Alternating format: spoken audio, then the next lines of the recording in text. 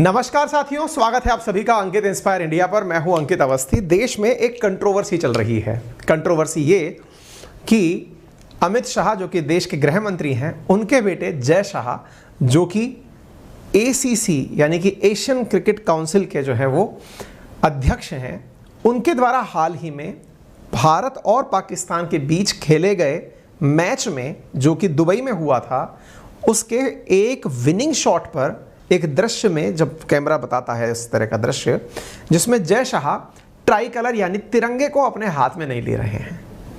अब जब तिरंगा उनके हाथ में नहीं लिया जा रहा है तो इस बात पर ही सारा विवाद शुरू हुआ है। मैं एक बार आपको वीडियो दिखाता हूं, उसके बाद आपको विवाद बताऊंगा। ये वीडियो है, आप इसको ढंग से देख लीजिए आराम से। आप यहां पर एक दृश्य देख रहे हैं। असल में क्या है कि हार्दिक पांड्या ने पाकिस्तान के साथ हुए मैच में पाकिस्तान को 5 विकेट से जब हराया तो कहते हैं कि जब आखिरी बॉल पर उन्होंने 6 लगाया तो ये अपनी खुशी के मारे सीट पर से खड़े हुए। इस दौरान इनको किसी साथ वाले ने ट्राई कलर यानी तिरंगा इनके हाथ में पकड़ाया। जब ट्राई कलर पकड़ाया तो इन्होंने इसको लेने से इनकार कर दिया और ये इनकार करते हुए साफ साफ दिखाई पड़ रहे हैं। ये देखिए, तो ट्राई कलर जब लेने से इनकार करते हुए दिख रहे हैं तो बस यहीं से सारा की सारा मामला शुरू हो जाता है। शुरू होता है मीडिया के अंदर ये न्यूज़ उड़ना शुरू हो जाती है। क्या कि BCCI सेक्रेटरी जो कि BCCI के इस समय सचिव हैं, जय शाह ने, इनका क्रिटिसिज्म हो रहा है क्योंकि इन्होंने देश का झंडा लेने से इनकार कर दिया इंडिया पाकिस्तान का जो T20 मैच हुआ था उसमें। ठीक है, सभी तरफ की आप न्यूज़ उठाकर देख लीजिए। एक वीडियो वायरल हुआ है और इस वायरल वीडियो के बाद में जहां तहां आप देखो इन्हीं के सारे की सारी, मतलब जो अपोजिशन है कांग्रेस जो भारत के अंदर या अन्य विपक्षी पार्टियां जो हैं, वो इनके इसी वीडियो को पोस्ट कर करके अलग अलग तरीके से इस बात का आनंद ले रही हैं। ठीक है साहब, मैच का हाल तो आप सबको पता होना ही चाहिए कि भारत इस मैच को 5 विकेट से जीत गया और भारत ने पाकिस्तान को ये मैच जो हराया, ये एशिया कप टूर्नामेंट में हराया। एशिया कप टूर्नामेंट जो कि दुबई में आयोजित किया गया था 28 अगस्त को दुबई इंटरनेशनल स्टेडियम के अंदर। नाम से ही स्पष्ट है कि यह भारत पाकिस्तान का द्विपक्षीय मैच नहीं था। इसमें एशिया के अंदर जो अन्य टीम्स हैं वो भी पार्टिसिपेट करेंगी, इंक्लूडिंग बांग्लादेश, श्रीलंका, अफगानिस्तान, जो भी मतलब एशिया के अंदर पार्टिसिपेट करती आई हैं वो टीम्स यहाँ पर और भी मैचों में पार्टिसिपेट करेंगी। तो जैसे वर्ल्ड कप के अंदर अन्य दुनिया के देश की टीम पार्टिसिपेट करती है, ऐसे इसमें भी एशिया की टीम पार्टिसिपेट करेंगी। इसी क्रम में यहाँ पर यह मैच हुआ था। अच्छा, अब जब ये चीज निकल करके आई तो आप कुछ ट्वीट्स देख सकते हैं, जैसे कि नेशनल स्पोक पर्सन है AICC के, ऑल इंडिया तृणमूल कांग्रेस के। तो मतलब ऑल इंडिया तृणमूल कांग्रेस के जो स्पोक पर्सन है उनके द्वारा एक ट्वीट किया गया और कहा गया कि BJP argues Jay Shah didn't hold the tricolour last night because he was there as ACC president. अब ये क्या कहानी है मैं वो भी आपको बताऊंगा। एक बार के लिए आप इनका वो देख लीजिए। मतलब असल में क्या है, मैं आपको कुछ और ट्वीट्स भी दिखाता हूं ताकि आपको ये पता चल जाए कि कौन किस तरह से इनके लिए कमेंट कर रहा है। ऑल इंडिया तृणमूल कांग्रेस के द्वारा यहां पर कुछ इस तरह की मतलब फोटोज डाल करके इस बात का विरोध किया गया है। ऐसे ही असम कांग्रेस लिखती है कि why was Jay Shah reluctant about holding the national, देश विरोधी शाहपुत्र, इस तरह के ट्वीट्स चल रहे हैं। कांग्रेस लिखती है कि तिरंगे से दूरी की आदत इनकी कई पीढ़ियों पुरानी है। कहा जाता है कि मतलब इनको लिंक किया जा रहा है RSS से कि RSS तिरंगा पसंद नहीं करती थी। ठीक है, कुछ लोग इस तरह से, जैसे जयराम रमेश कांग्रेस के काफी सीनियर लीडर हैं, उन्होंने कहा है मेरे पास पापा हैं, तिरंगा अपने पास रखो। यानी कि इन सबसे आपको यह समझ में आ सकता है। प्रियंका चतुर्वेदी जो है वो शिवसेना से लीडर हैं, MP है राज्यसभा के अंदर, वो इस बात को इस तरह से लिख रही हैं कि भाई हर हाथ में हो तिरंगा, हमारे संकल्प और देश के लिए निष्ठा का प्रतीक है। तिरंगे को झटकाना ये देश के 133 करोड़ की आबादी का अपमान है। सब लोगों के द्वारा अपने अपने द्वारा, यानी कि आप इस मुद्दे की ग्रेविटी को समझ सकते हैं कि अपोजिशन ने इस मुद्दे के ऊपर काफी ज्यादा क्रिटिसिज्म इस बात का किया है। अब क्रिटिसिज्म किया है तो ऑब्वियस सी बात है कि बचाव भी होगा। जब बचाव होगा तो बचाव से पहले मैं जिस आधार पर पार्टी इनका बचाव कर रही होगी, BJP के नेता हैं अमित शाह, उनके बेटे हैं जय शाह, तो बचाव करने के लिए भी स्वाभाविक सा है कि मोरल ऑब्लिगेशन BJP के ऊपर आएगा। तो साहब जो वो बचाव दे रहे हैं उस बचाव का भी थोड़ा सा तथ्य जान लीजिए। सही या गलत निर्णय लेना आपका है, तथ्य दोनों की तरफ से जान लीजिए। मैंने आपको खूब सारे ट्वीट अपोजिशन के भी दिखा दिए, अब इनके पक्ष के भी दिखा देता हूं कि साहब इनके पक्ष में तर्क क्या है। तर्क ये है कि जय शाह को जब आप विकिपीडिया पर गूगल करेंगे तो आपको पता चलेगा कि ये प्रेसिडेंट हैं एशियन क्रिकेट काउंसिल के। एशियन क्रिकेट काउंसिल का मतलब भाई जैसे आईसीसी इंटरनेशनल क्रिकेट काउंसिल है, ऐसे ही एशिया के देशों के अंदर जो देशों के मैच कराने के लिए संस्था बनी है, that is Asian cricket council. ठीक है, इंडिया में जिस प्रकार से कंट्रोल करने के लिए बीसीसीआई है, ऐसे एशिया के सभी क्रिकेट बोर्ड्स के ऊपर एसीसी है। ये उस एसीसी के प्रेसिडेंट हैं। अब जब आप एसीसी के प्रेसिडेंट हो तो इसका मतलब ये हुआ कि आप हर एशिया के देश के हित के बारे में विचार करेंगे, ना कि अपने देश के हित के बारे में। आप पूछेंगे ये कौन कह सकता है ऐसे? भाई ये हैं तो इंडियन ना।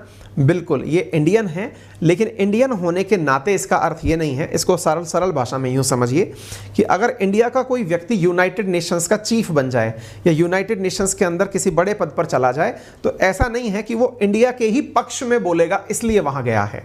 जब भी आप किसी अंतर्राष्ट्रीय मंच पर जाते हैं तो आपको उस पद की गरिमा को रखना होता है, अपने देश को अपने मन में या फिर अपने विश्वास के साथ रखकर चलना होता है। Just like our speaker in Lok Sabha.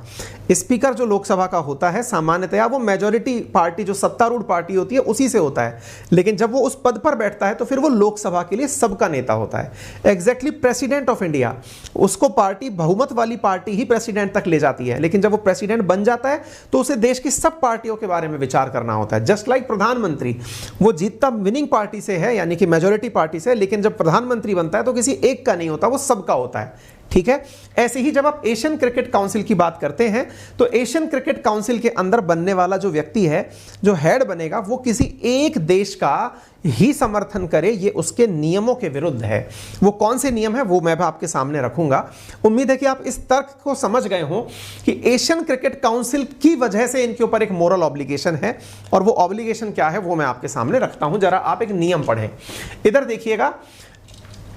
ACC जो है ना, उसके अकॉर्डिंग जो है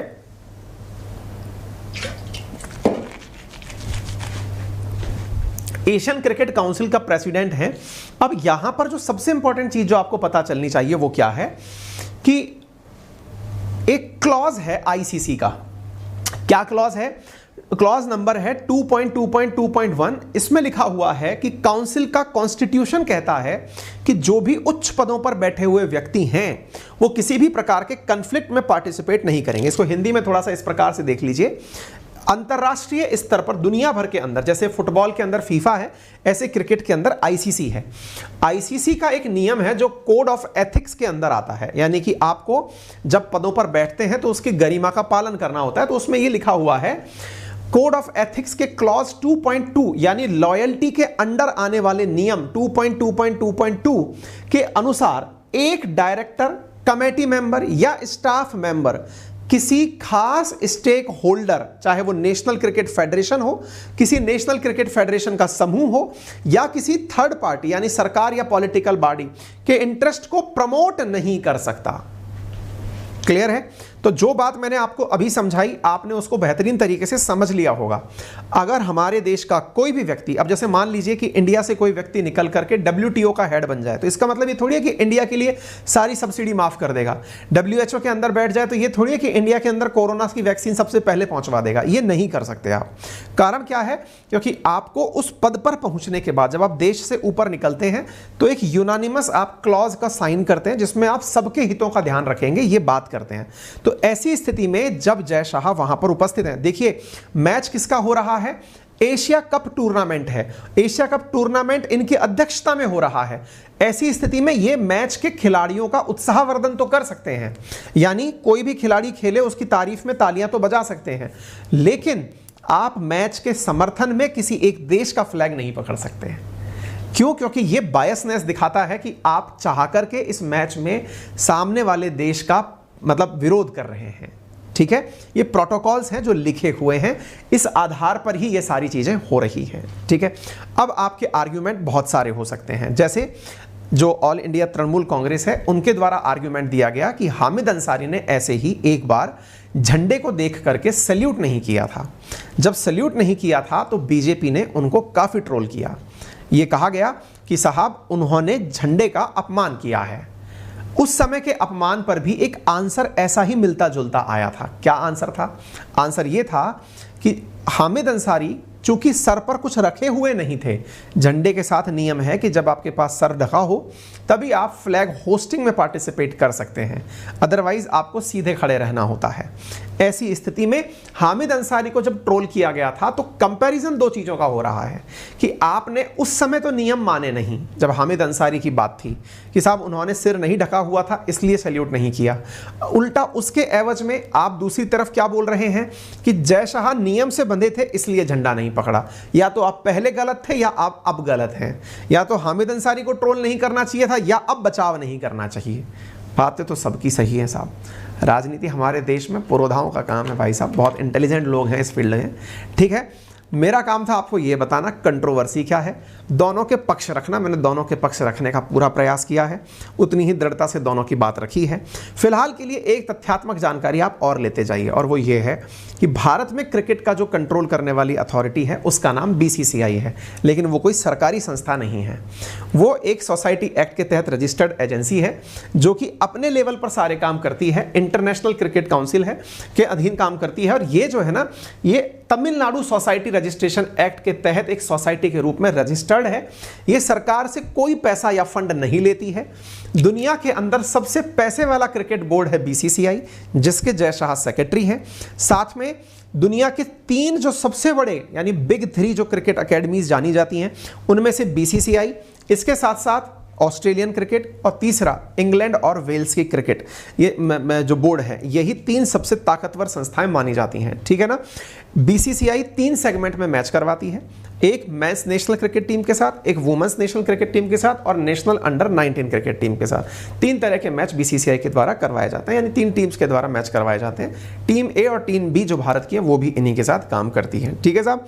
तो उम्मीद है कि आपको ये जरूरी जानकारी BCCI के बारे में भी पता चल गई हो। जानकारी पसंद आई हो तो वीडियो को लाइक एंड शेयर करना बिल्कुल नहीं भूलिएगा।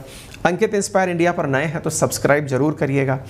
जैसा हमने आपसे कहा कि 1 मिलियन का गोल इसी साल अगर आप पूरा करते हैं तो अपन लोग मिलकर के एक वेरी वेल गेट टुगेदर करेंगे, जिसमें कि बहुत शानदार तरीके से आप सबके साथ मिलकर के एक पार्टी थ्रो की जाएगी, ठीक है। तो अंकित इंस्पायर इंडिया को अपना प्यार देने के लिए धन्यवाद। सेशन को जरूर लाइक एंड शेयर करें, चैनल पर नए हैं तो सब्सक्राइब करें। और अंकित अवस्थी सर जो हमारा टेलीग्राम चैनल है, अब उसको वेरीफाइड अकाउंट का दर्जा मिल गया है, आप उसे जा करके ज्वाइन कर सकते हैं। आपका समय शुभ हो, धन्यवाद।